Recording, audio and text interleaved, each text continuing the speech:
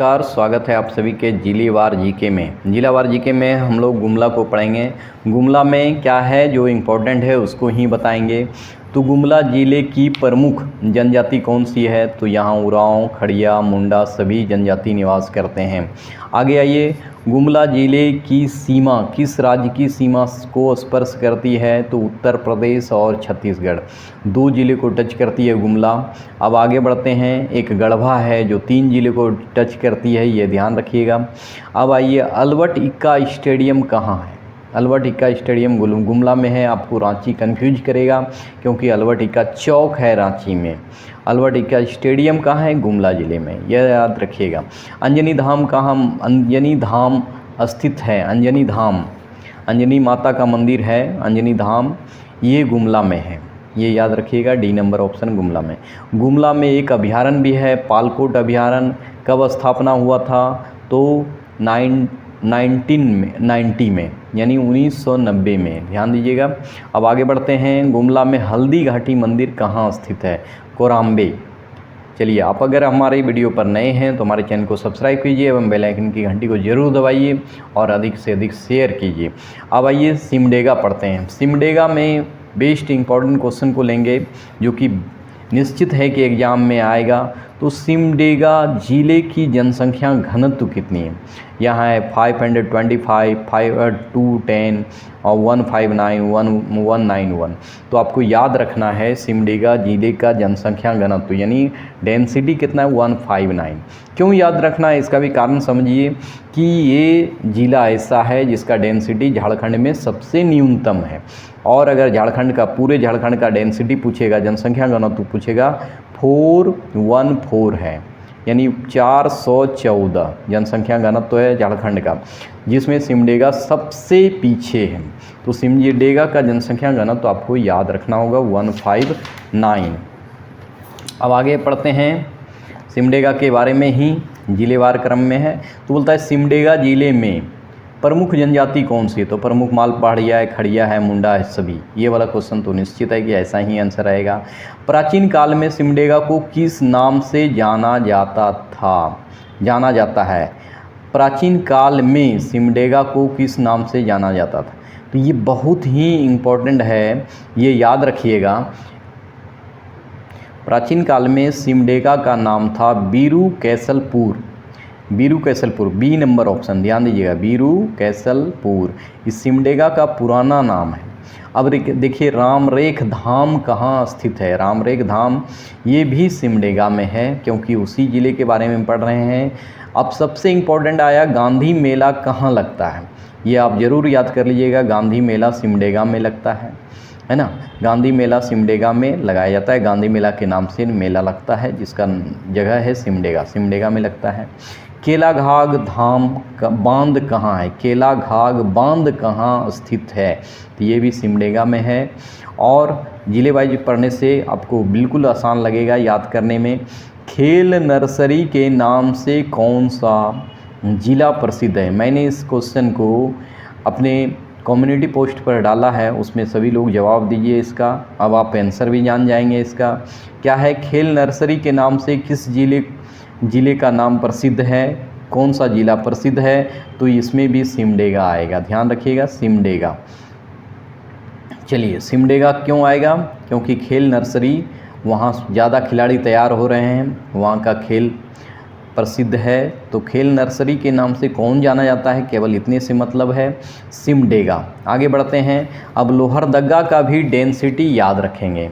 अब आएगा मेरा अगला ज़िला है लोहरदग्गा। लोहरदग्गा ज़िले का जनसंख्या घनत्व कितना है? इसको भी याद रखेंगे क्योंकि नीचे से ये टॉप में, सेकेंड टॉप में है, यानी सिमडेगा के बाद। सिमडेगा का 159 पढ़े, लोहरदग्गा का कितना है? 191, यानी जनसंख्या घनत्व न्यूनतम में इसका सेकेंड पोजीशन है। अब आइए आगे बढ़ते हैं। दूसरा क्वेश्चन है कि लोहरदग्गा ज़िले की प्रमुख जनजाति कौन सी है? तो जनजाति के बारे में जब भी आए तो कॉमन है, उरांव, लोहार, मुंडा सभी मारेंगे। लोहरदग्गा कब अनुमंडल बना? अनुमंडल कब बना? 72 में बना, ये याद रख सकते हैं, इससे विशेष नहीं है इसमें कुछ।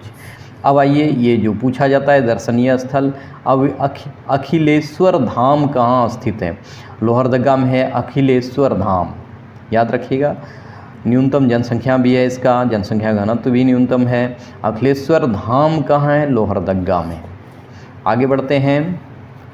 अब आइए, प्रति वर्ष स्थापना दिवस के अवसर पर 18 मई को लोहरदगा में क्या आयोजित होता है? शंख दिवस। कौन सा दिवस होता है? शंख दिवस मनाया जाता है। अब आइए, लोहरदगा को किस वर्ष डिवीज़न घोषित किया? तो जब वो अनुमंडल बना उसी समय, डिवीज़न अनुमंडल 1972। अब आइए, जैन साहित्य में बहुत ही इम्पोर्टेंट क्वेश्चन है, जैन साहित्य में लोहरदगा को क्या कहा जाता था? ऑप्शन है लोहारगंज, आकाशलोचन, हवा महल और रूपाली।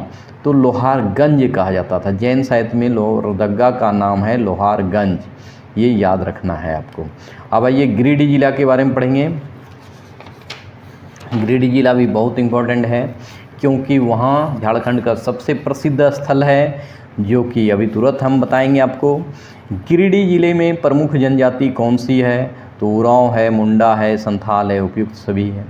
अब आइए, झारखंड धाम कहाँ स्थित है? झारखंड धाम के नाम से जाना जाता है, प्रसिद्ध है स्थल, तो गिरिडीह में झारखंड धाम, याद रखिएगा। अब हरिहर धाम कहाँ है? तो ये भी गिरिडीह में, धाम लगा हुआ रहेगा उसमें, इसको पहचान सकते हैं। अब आइए, राज्य की सर्वोच्च चोटी पारसनाथ की ऊंचाई कितनी है? तो आपको हम दोनों तरफ से बता दिए हैं। यहाँ पर मीटर में है 1365 मीटर। अगर आपसे फीट में पूछे तो 4480 या 78 के जगह 78 भी कहीं कहीं मिलेगा, 4478 फीट। अब आइए, पारसनाथ अभयारण्य कहाँ है? पारसनाथ अभयारण्य किस वर्ष स्थापित हुआ? आपसे डेट पूछा जा रहा है। 1981 पारसनाथ अभयारण्य है जो गिरिडीह में है, स्थापना उसका 1981 1981 ईस्वी में हुआ है। अब आइए, लास्ट क्वेश्चन देखते हैं। क्या है कि गिरिडीह में किस स्थान पर मुर्गी पालन शोध एवं विकास संस्थान स्थित है? खंडौली में, गिरिडीह का जगह है खंडौली, दर्शनीय स्थल है, पहाड़ वहाड़ है। मुर्गी पालन के लिए वहाँ विकास केंद्र स्थापित किया गया है। गिरिडीह के किस स्थान में मुर्गी पालन शोध का विकास संस्थान स्थित है? खंडौली में, ये ध्यान दीजिएगा। अब हम लोग धनबाद के बारे में पढ़ेंगे। धनबाद का डेंसिटी आपको याद रखना होगा। क्यों याद रखना होगा? अगर झारखंड का डेंसिटी 414 है तो धनबाद जिले का झारखंड में डेंसिटी सबसे अधिक है, इसको याद रखेंगे। जैसे सिमडेगा का न्यूनतम पढ़े हम लोग 159, तो उसी तरह धनबाद जिले का जनसंख्या घनत्व तो सबसे अधिक है और वो है 1316, याद रखिएगा 1316। क्यों याद रखेंगे? एक कम वाला जीके आपके लिए इम्पोर्टेंट होता है, एक सबसे अधिक वाला इम्पोर्टेंट होता है। तो धनबाद क्या है? डेंसिटी में झारखंड का सबसे पहला जिला है। अब आइए, क्या है? धनबाद जिले की प्रमुख जनजाति कौन सी? जनजाति में एक ही मारना है, डी नंबर, क्योंकि महाली, संथाल, मुंडा सभी निवास करते हैं। कोई भी एक डिस्ट्रिक्ट में ऐसा नहीं है कि एक ही जनजाति निवास करता है। भूफोर मंदिर कहाँ स्थित है? तो धनबाद में। आगे बढ़ते हैं, ए नंबर ऑप्शन होगा धनबाद। तोपचाची कहाँ है? तो धनबाद में तोपचाची अभयारण्य है जो कि धनबाद में स्थित है। तोपचाची अभयारण्य कहाँ स्थित है? धनबाद। आगे बढ़ते हैं, Dhanbad Indian school of mines है ना, इंडियन स्कूल ऑफ माइंस की स्थापना कब हुई? बहुत इंपॉर्टेंट क्वेश्चन, 1926 में, याद रखिएगा। इंडियन स्कूल आज़ादी से पहले ही हो चुका है, इसलिए फेमस है ये। धनबाद स्थित इंडियन स्कूल ऑफ माइंस का स्थापना 1926 में हुआ। चलिए, अगर आप हमारे चैनल पर नए हैं तो बेस्ट क्वेश्चन के लिए आपको सब्सक्राइब करना चाहिए और अधिक से अधिक शेयर भी करना चाहिए। आगे बढ़ते हैं, धनबाद में कहाँ 25 किलोमीटर के दायरे में 250 उद्योग स्थापित किए गए? मतलब धनबाद के शहर के लगभग 25 किलोमीटर के आसपास में छोटे छोटे और बड़े उद्योग मिलाकर 250 उद्योग स्थापित किए हैं। उस जगह का नाम है चिरकुंडा, धनबाद में चिरकुंडा नामक जगह है। आगे बढ़ते हैं, ध्यान से देखते रहिएगा। धनबाद स्थित लिलौरी मंदिर किस देवी के लिए समर्पित है? काली जी के लिए समर्पित है। लिलौरी मंदिर कहाँ है? सबसे पहला क्वेश्चन तो यही पूछता है, कहाँ है? धनबाद में। सेकंड में आपको पूछेगा किस देवता को समर्पित है, यानी वहाँ जो मूर्ति है वो किस चीज़ का है? काली जी का मूर्ति है। आगे बढ़ते हैं हम लोग।